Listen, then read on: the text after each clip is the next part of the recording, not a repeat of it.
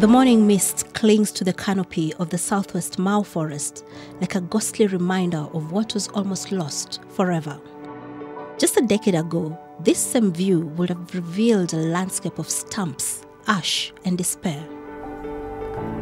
Today, the sun pierces through leaves that shouldn't exist, at least not according to the dire predictions of 2015. This is Earthwise.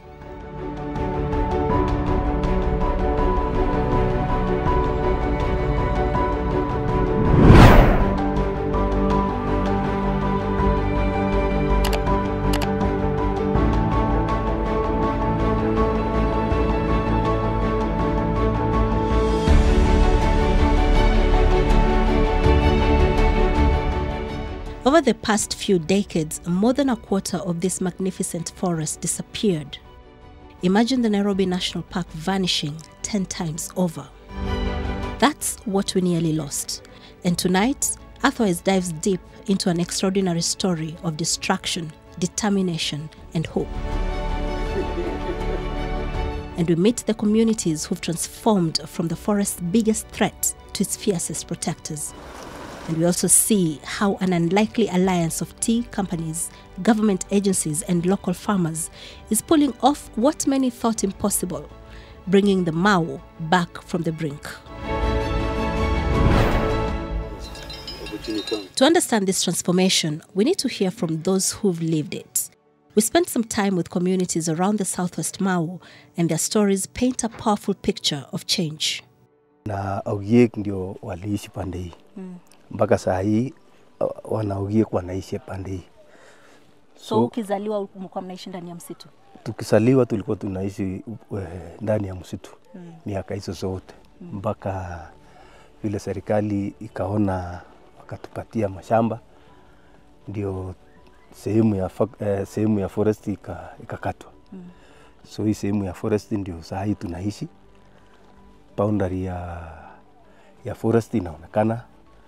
Na tangu siku hiyo watu wengi walikuja wakitafuta mashamba. Wengine walikuwa wanakuja kufanya destruction, wanakuja kukata miti na kuuza. So unaona vile saa hii watu wamekaa makwao.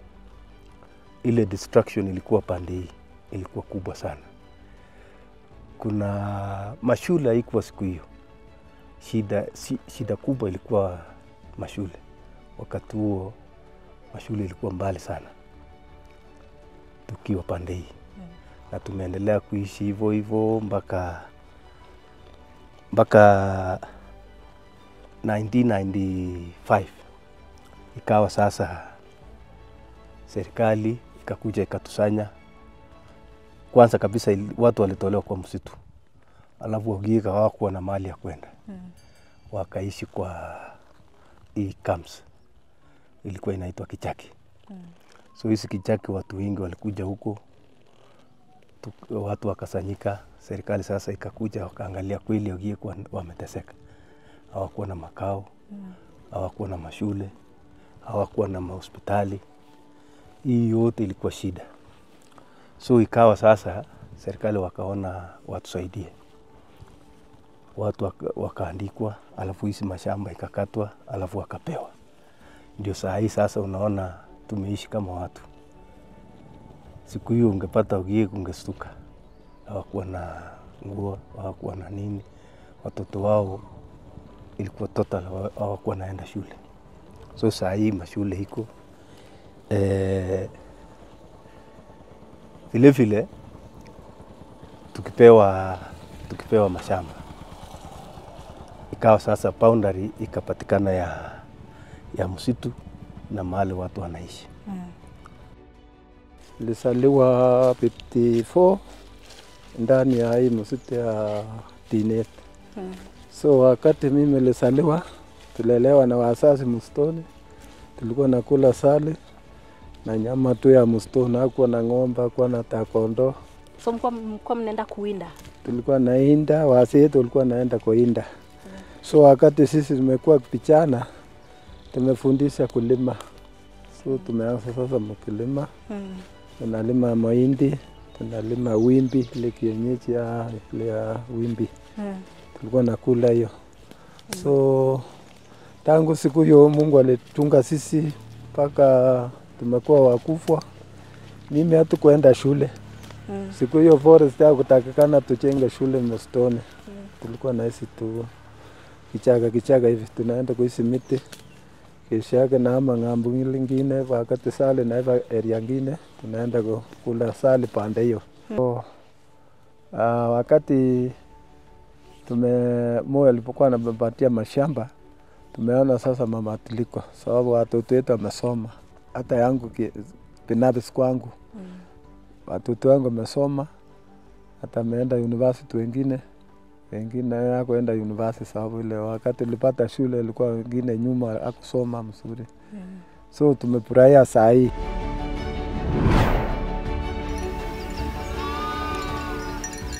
To understand the magnitude of this turnaround, you need to grasp how close we came to losing one of East Africa's most critical ecosystems. The Mau Forest Complex, spanning over 400,000 hectares, is more than just trees. It's the region's water factory, feeding 12 major rivers, including the mighty Mara, which sustains the great wildebeest migration. It regulates rainfall patterns that make Kenya's tea, our black gold, possible. It powers hydroelectric plants that keep Nairobi's lights on.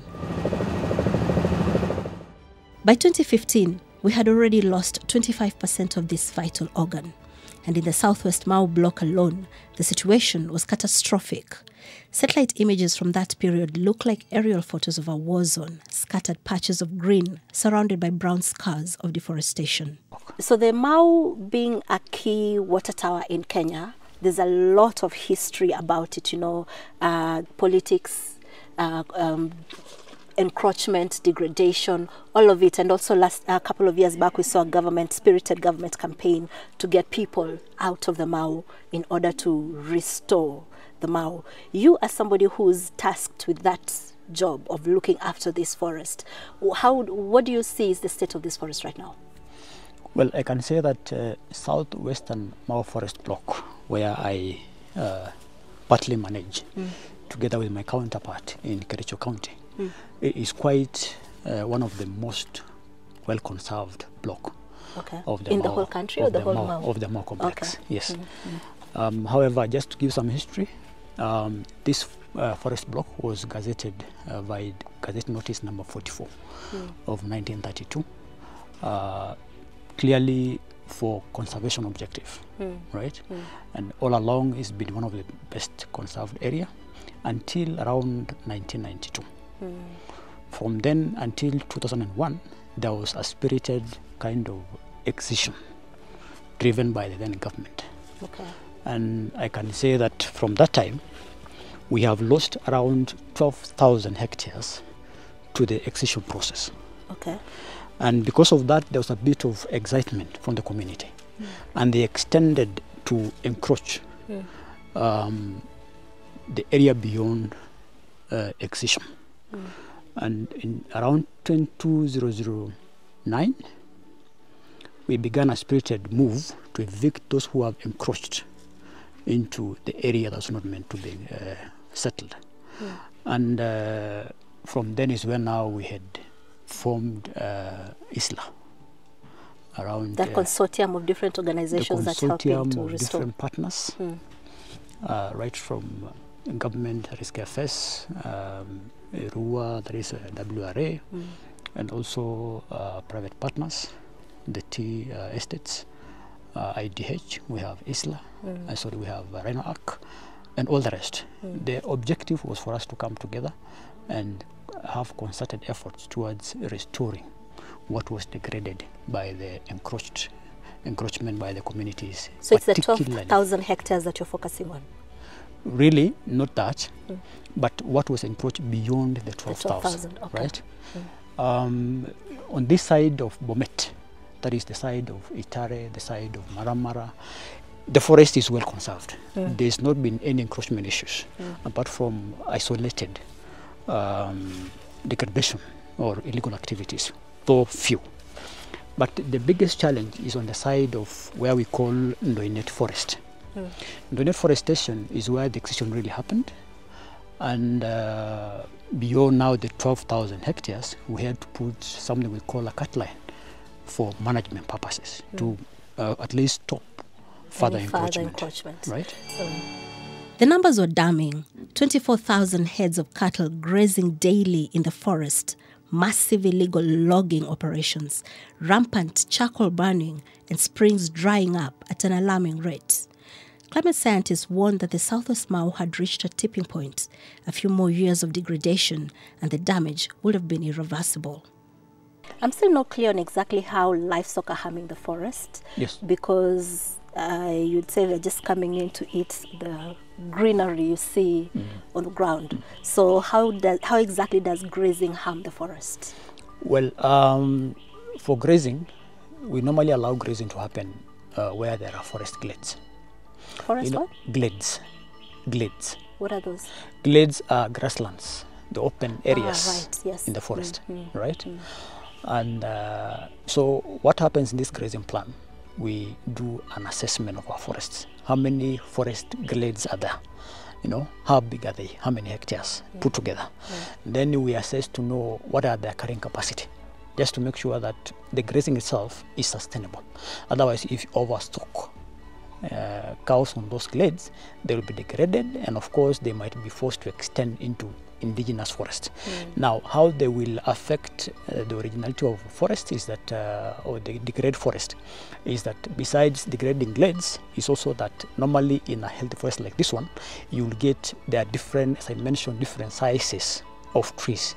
You will have seedlings coming up naturally, regenerate naturally. You will have saplings, which are smaller ones, and then have the big trees. So these livestock, in a way or another, they trample on these growing seedlings. And that means it will interrupt on the regeneration process of forests. Okay, I hear bells. I think that sounds like livestock. It is? Are they allowed to be in the forest? No, really. This is a highway. This is a road. Okay. It's a path. And that's why we have this Monges outpost here. This outpost was built by Isla through Rhino Arc. And we have such 8 in the landscape, and they were placed in strategic areas where we thought that there could be the entry points for illegal activities in the forest. So right now, as you sit here, you can see we have our rangers. Our rangers. They are making sure that when the cows want to pass through, or even when human beings have their own products they want to take to other towns, they just pass through the road, but they don't interfere with the forest. Yes. Okay. Enter the IDH, the Sustainable Trade Initiative, with what many considered a naive proposition. What if instead of fighting the communities destroying the forest, they became partners in saving it?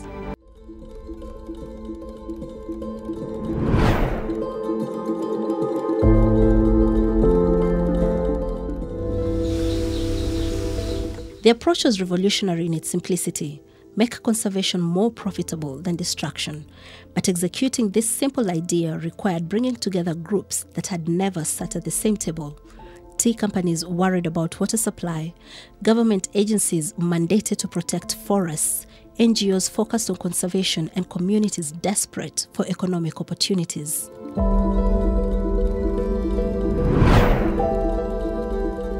So this is a spring rehabilitation site. We began this program we began this project of rehabilitating springs because a lot of the water springs had been degraded and they were very close to the areas that are being farmed by communities. And because of agriculture practice so close to the springs, they were getting a lot of sedimentation from soil erosion, but also pollution from agricultural products.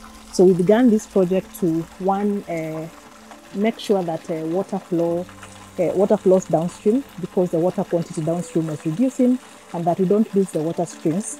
Then we also wanted to enable the women and children, especially when they fetch water, that to make it easy for them to fetch the water, because the ways of degradation were either through livestock coming right to the spring to access water, and women coming all the way down, and there was a lot of trampling on the surface on the springs, so a lot of springs were getting extinct.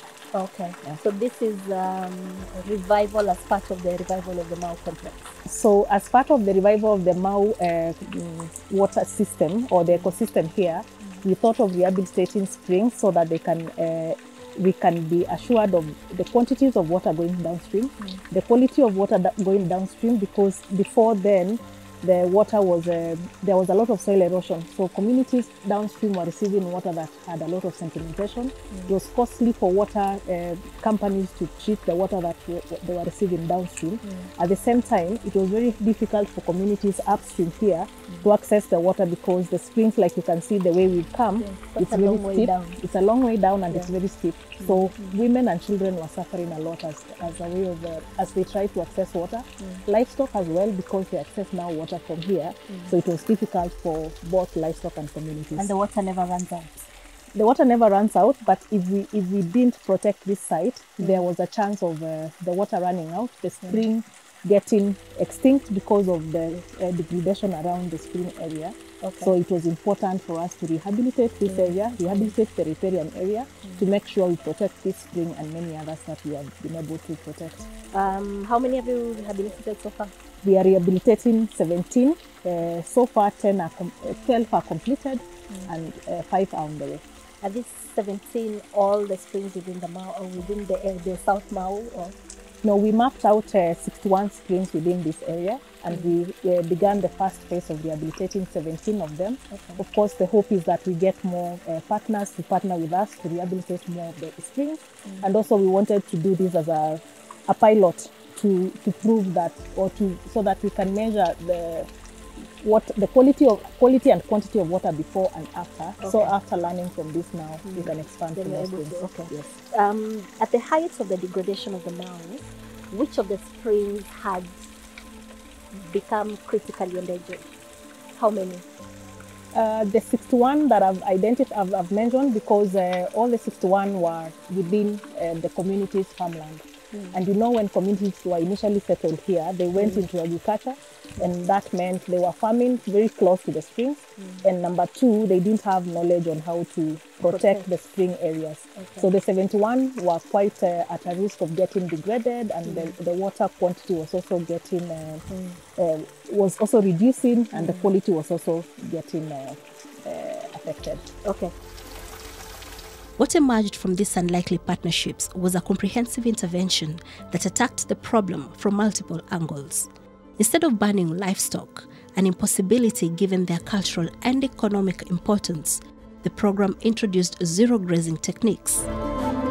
Farmers learnt that they could earn more from fewer, better managed cows.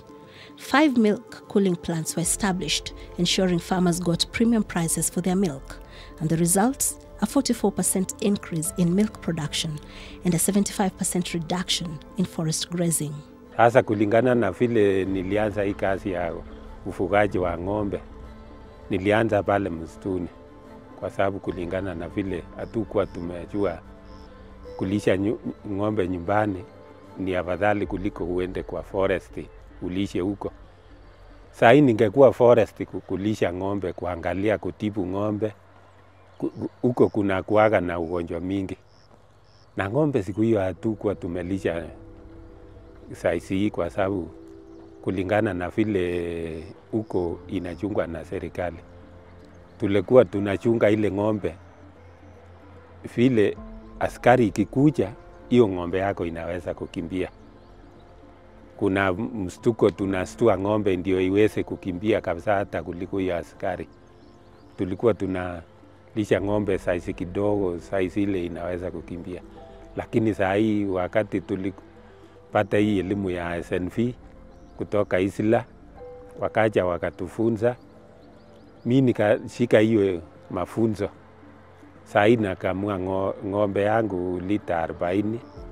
The beekeeping program alone, with potato farming initiatives and tree nursery employment, has created alternative livelihoods for over 6,000 households.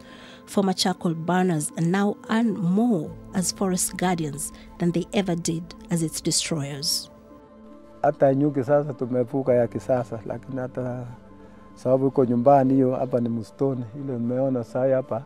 Ini mzinga ya kienyeji. Ile ya kienyeji ile tulikuwa naanzia na wazee wetu zamani. Perhaps the most visible sign of change is the 1.5 million trees standing where degraded land once lay. But this isn't just about planting, it's about community ownership. This model is called participatory forest management, whereby communities who live next to forest are engaged formally by KFS through some legal framework, and they sign something we call the Forest Management Agreement with Kenya Forest Service.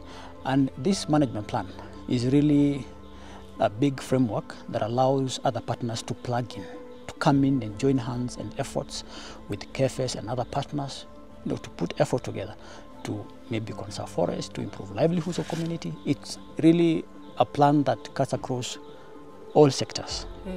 It cuts across conservation of forest, livelihood improvement, community livelihood improvement, and also biodiversity conservation.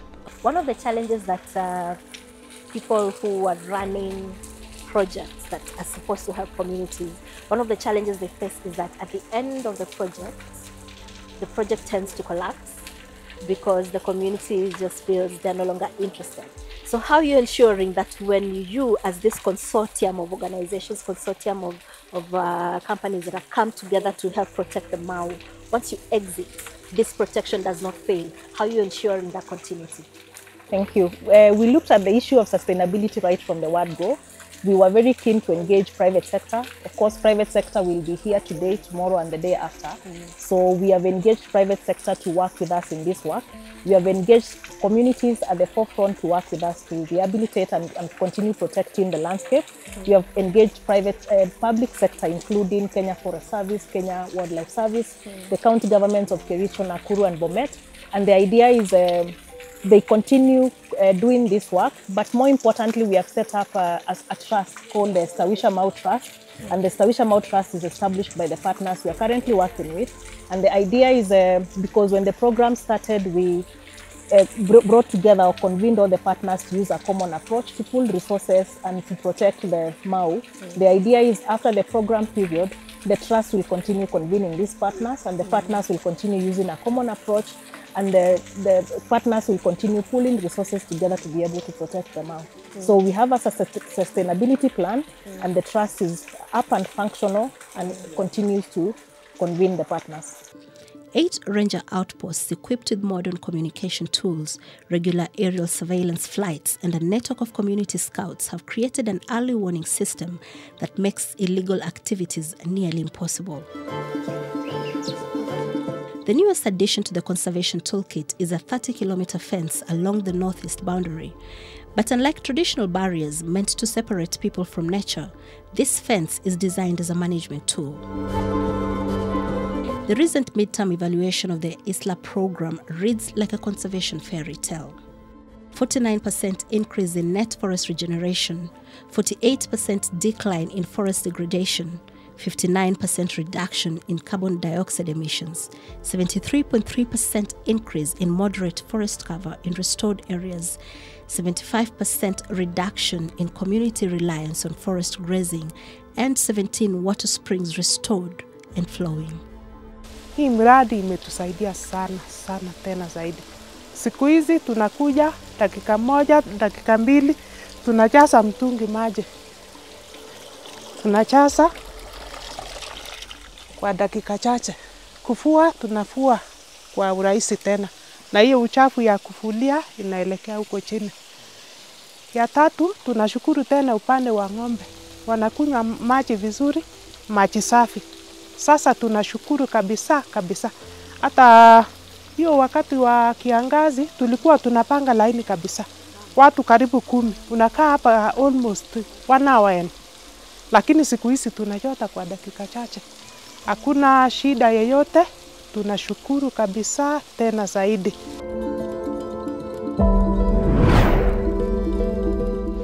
My name is Nicholas Bari, County Forest Conservator Bomet with Kenya Forest Service. I'm Earthwise because conserving the forest really means you're securing the economy, you're securing livelihood, and you're securing biodiversity for the benefit of the entire world. So it's a passion that I have, and I'm doing it with the whole of my heart. Would you like to interact with us? Earthwise would love to hear from you.